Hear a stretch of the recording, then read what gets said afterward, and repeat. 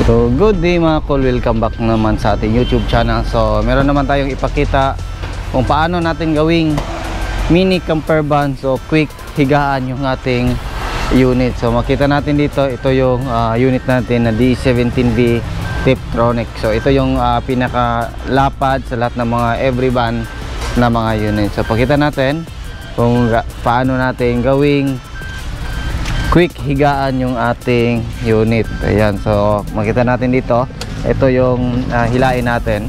Ayan, so ayan, so nang ganun na, tapos yung gagawin natin, hilain natin to, tapos yan, so plain na siya mga kol. Ayan, so plain na po yung unit natin. So meron tayong pinagawa dito. Ayan, so ito yung pinagawa natin na foam. So kinabiran natin ng leader. So ang gagawin is ilagay lang natin to dito sa harap. Ayan, so ayan, so yan po yung magagawa. Ayan, so dalawa yung pinagawa namin mga kol. Ito, yan, madali lang ilagay. Ayan, so ano, diba? So ganyan na siya. Ayan, so plain na siya mga kol. So pwede na nating gawing higaan. So pakita natin. Yan, so ganyan kaganda yung ating minivan pag nilagyan natin ng foam dito.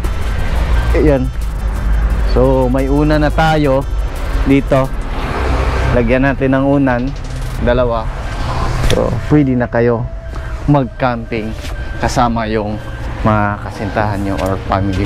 Yan, diba? Quick higaan na. Yan, oh, ganyan kasulit pag mga minivan. Pagawa lang, so iwan lang nyo sa bahay kung meron kayong mga gagawin. Tapos yan, ganyan, sila lang. Ayan, tapos balik na natin yung upuan pag may uupo dito sa gilid. Yan, ganun lang yan mga kol. Ayan, diba? Napaka ganda. So yun lang.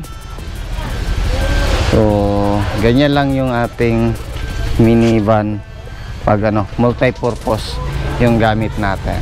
So yan lang yung ating vlog for today mga kol. Maraming salamat po sa iyong patuloy na pagsubaybay sa bago lang sa ating channel.